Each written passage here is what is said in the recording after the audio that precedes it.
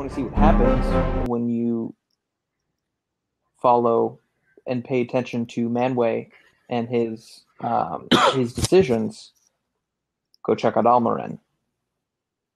Well, they've been there though. They were there like but it's destroyed now. Right. No, what I mean is that after it was destroyed, there were several discussions that took place there in the ruins of Almarin before they moved to Valinor. So, but if Melkor is like, if you need to, he says, if you need a reminder of what happens when you listen to the advice of Manwë and the other Valar, look no further than Almarin.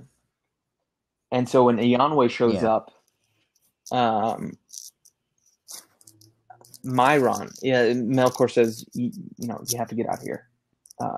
If you're really, he plants the seed in Myron's head, and then he plays the whole, hey, I know you haven't completely made your decision, so I'm going to be the good guy here and sneak you out the back door so that people aren't talking bad about you behind your back because Eonwë saw you here. Hey, I'm doing this for you, man. You sneak out the back door. Yeah. Myron exits. He leaves Autumno, and then in his mind is already he can't head straight back west to Niquetil. He has to take some back road. Well, it's already been planted in his head. Hey, Almarin's to the south of here. So in Myron in his mind, hey, I'm just gonna head down to Almarin, sneak through the south, over back to Valinor, and on the way there, not directly in the middle, but directly in the path of Autumno and Almarin is Cuiviénen. Okay, I like it. So he comes back. He may not know what happened with Eonwë, but he comes back around the same time as the kindling of the stars, and so Melkor looks. I feel like this can be done in a way that doesn't take all the drama out of the dramatic momentum out of that scene, where Melkor turns to him and says, well, the Valar have made their decision. What's yours? I don't think Myron. And that's think Myron has to go back to Valinor. That's what. Well, what? No. What I'm saying is that Myron shows up at Autumno. I may have said the wrong words. I do that a lot. Myron shows up in Autumno while Melkor is watching the stars being kindled, and so while Melkor is watching the stars being kindled, I'll say it again to make sure I said it right. And so Melkor says to him, well, you can see the Valar have made their decision because, the sickle of the Valar is a direct challenge. There's no question. What's your decision? And then Myron reveals to him, he says, my lord, I found the children. We could even have, during their first conversation when Myron first shows up, we have Melkor telling Myron, look, the Valar, they're going to come fight me, and they're going to send out a sign. They're going to send out a sign that if when they choose to do that, they're going to send out some kind of war call when that happens. And so Myron, he finds the children. Maybe he finds the children, and then he keeps going, and he does go to Almarin, and he does look at the destruction of Almarin. And while he's there, he looks up, and the stars are being kindled. Yeah. And he books it back to Autumno. Yep. Okay. So, okay. Let's start getting the particulars nailed down here. All right. So we have the conversation between Yavanna and Orome. Then we have the conversation between Yavanna and Aule. Then we have the conversation between Aule and Myron. Then we go to Varda and Manwë. I'm thinking. I'll make sure we have to get Eonwë out the door. Right. That's right. Okay. So we have to go to the council. We have to go to the Council of the Valar. Okay. So we go to the Council of the Valar. And we cut between the Council of the Valar and then Melkor and Myron. They're mini council. They're Council of Evil. Right. Yes. The Axis of Evil. Gothmog's looming in the corner, all upset because Myron showed up. Yes. Oh, Gothmog's going to hate him. So, okay. So, we have the Council of the Valar. We have Olmo, Aule, Yavanna, Tulkas, Orme. These guys are all in. They're ready to go. They're in pro-war camp. Mandos is silent on this one. Yeah, I think, because and maybe Manwë asks him, Manwë, to you is given. You are the doomsman. To you is given. The foresight, the gift of foresight. What What do the tapestries of Vairi say? And he says, Manwë, this decision is for you. Or he says something like, I'm not the person you should be asking about this. Mm-hmm. Yeah. So Mandos, his doom, his doom is that Mandos needs to go to Iluvatar. Yeah. Right. Manwë has to consult Eru. Is there anybody at this point besides Manwë who's not ready to go to war? Maybe Nienna. I don't think there should be. And I think if there is anyone who is with Mandos, Manwë. With Manwë. With the Zeus guy. If anyone is still with him,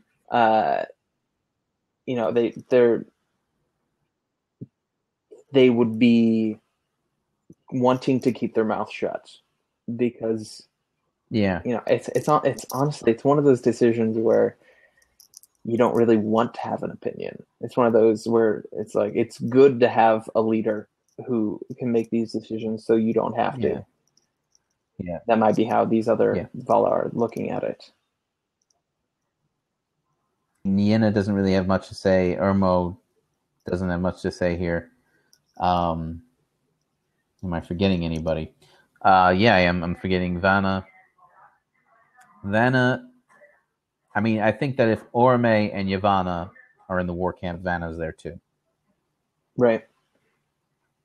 I think a lot of the lesser, some of the lesser Vala, they.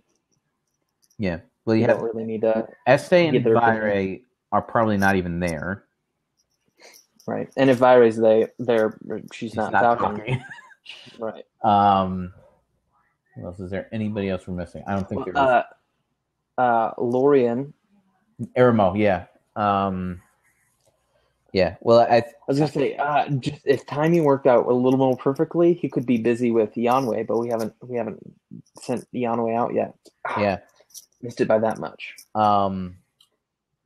Okay. So Manwë says to Manus, you're right. I need to consult the Iluvatar. In the meantime, we cannot sit and do nothing. And he sends Eonwë to summon Melkor before them.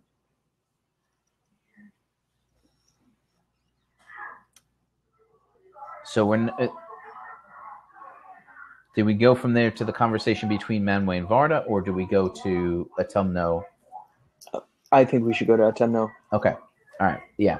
So, because I think the Varda and Manwë conversation should lead directly into. It should lead directly into that final segment. Yeah. Okay. So, we go to Myron with Chainlink and Melkor. Eonwë shows up. Myron leaves. Eonwë, who he's being diplomatic, but he's serious. Right. He's Harold. Yeah, he's serious this time. Like that, he is speaking with the authority of Manwë, and Right. it's time that this came to a close. So he's giving Melkor no choices here. You need to come before the Valar, and I don't think Eonwë is necessarily presenting himself as having any power. Right. Yeah. So I don't the conversation. I don't think Eonwë should walk in the doors and say, "Hey, this is what Manwë says. You're going to do it." I think. Right. I think his message is, "Hey, this is what Manwë says. Bye." And I don't think Eonwë necessarily needs to have that authority of, "Hey, you're coming with me," because I don't think that's necessarily what the Valar are saying. Right. Okay. They want Melkor to come of his own free will. Right. So now we've set up an antagonism between Melkor and Eonwë back in episode 7. Okay, where Melkor's trying to talk the Ainur into following him, and then Manwë shows up after having discovered Tenequatil and having discovered the Fiantori in Valinor, and he shows up while Melkor's talking, and Eonwë totally interrupts him to be like, "Oh, Manwë's here. What? Let's let's see what Manwë has to say." And it just digs at Melkor. He's never going to forget that moment, and so now he's going to be like, "So Manwë sends his messenger boy this time," right? And the Balrogs come out, and as far as Eonwë knew, they were gone. They were not in the picture anymore. And so he's like, I don't know if terror is the right word that we should see on his face, but certainly shock and concern. Right. If Gothmog has a pre-Balrog name, Melkor is going to use it here and be like, "You remember that guy?" Right. What if Melkor is not a part of this? In the sense, this is how the way I was seeing this in my head is that Eonwë comes in. Melkor is very diplomatic. "Oh, Eonwë, old friend, how are things? Hey, the Valar want you back. Over here for trial. Sorry." All right, well, thanks for the message, dude. See you later. Eonwë leaves, and then he walks out the door, and Gothmog and company jumps him. Yeah, Melkor turns his head, and Gothmog's been burning silently in the shadows over in the corner where Eonwë couldn't see him, and Melkor gives his little head nod. Gothmog walks out, and then as Eonwë is, trying to take off over the mountains or whatever, that's the Good Samaritan story, so to speak. It plays out, and he gets mugged on the road to Damascus, so to speak. And that's when all of the Balrogs kind of swarm him on that mountain. And then when I don't even think Melkor needs to be there. But there's been a lot of talk about him being imprisoned and tortured in Autumno. If we just have them kill him, which we could, right? That eliminates all that stuff. What do we gain from having Eonwë physically? What do we gain from prolonging Eonwë's torture and imprisonment? Well, one, we get to use the link of the chain. That's one. Which we set up. Right. Well, what I'm saying is, if we actually drag Eonwë down into the dungeon, and we lock him up with the chain, with the link of the chain, we're setting up. We're showing that this can be used in this way. I mean, Ale said it, but now we're showing you how that works. Right. Also,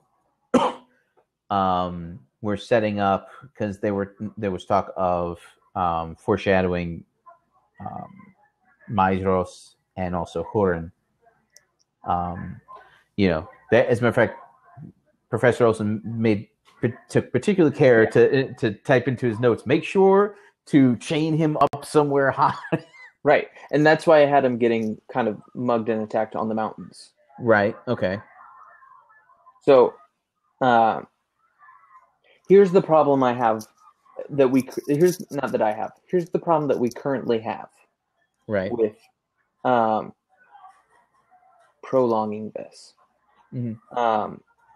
Is after we capture him and we throw him in a dungeon, or we chain him to the mountain,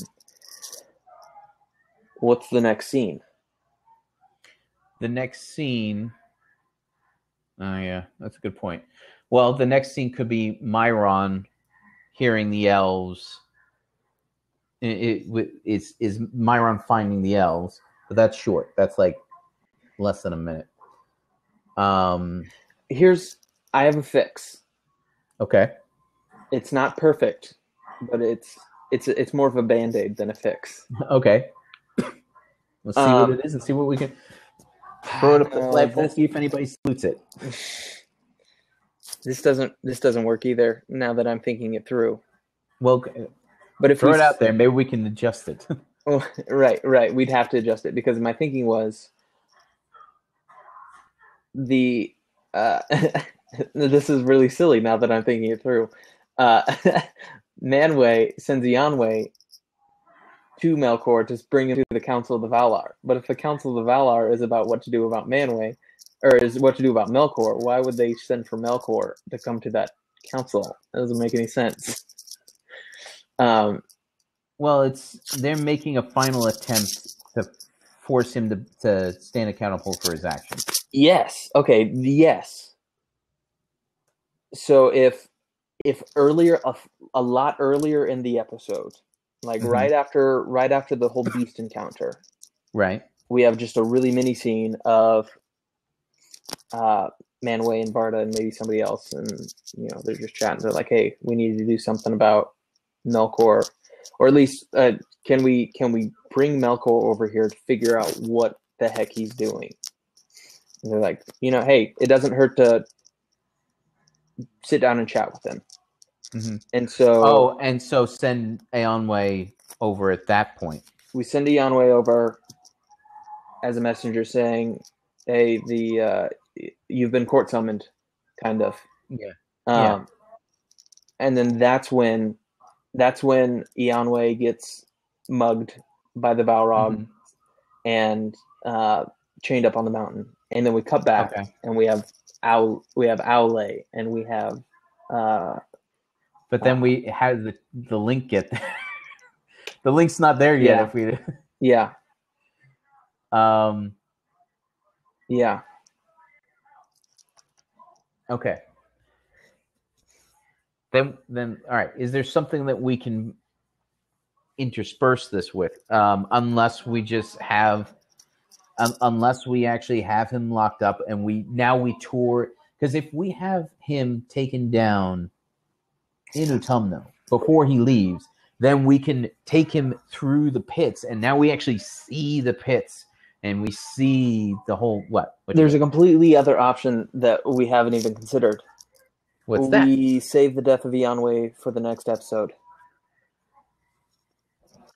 I don't like it, because I like the face. Yeah.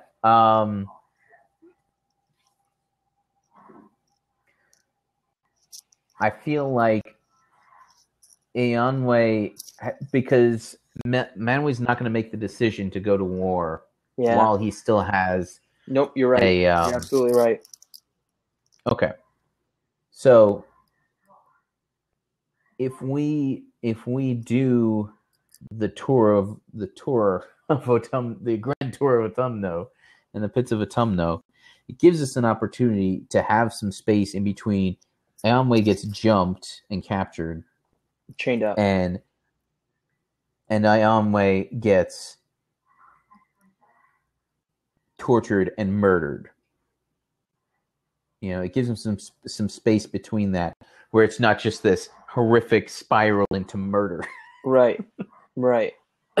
It still is a horrific spiral into murder, but it gives us a revelation. Is the plan to have Melkor kill Aonwë, or to have Gothmog? I think the plan was to have Gothmog kill him. Okay. Yep. Melkor isn't really the guy to get his hands dirty if he can help it. Right. Yeah, he hasn't gotten his hands dirty once this entire time. Yeah. He hasn't done it a single time. Right. And he, as far as I know, he won't until he kills Finwë. Yeah. There's a target he can take out. Yeah. I prefer having Gothmog kill Aonwë. Anyways, so. And then preferably throw him down a mountain, because that's hilarious. Absolutely. I love that so much. So much. And a little prophecy for Aonwë. It's going to go a long ways. Yeah. So Gothmog skewers him and then tosses him down into the pits of Autumno, where his body apparently falls to his death. We could even see, it'd be gruesome, but if we could actually see him hit. Yeah, no, that might be a little too much. The TV rating that might mess with our PG rating. Yeah, I don't think we're gonna get a G rating of this. Out of this anyway. This is gonna be our Revenge of the Sith episode. Yeah. So once Aonwë's hand is unmanacled for Gothmog to throw him down, he can escape his body, which he does. Right.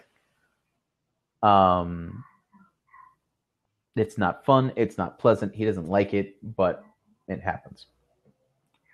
So he flees, disembodied, and floats back to Valinor. Okay. So what happens next here? What happens next then? Are we still deciding to go through the whole Aonwë shows up, gives the message, he gets attacked by the Balrog.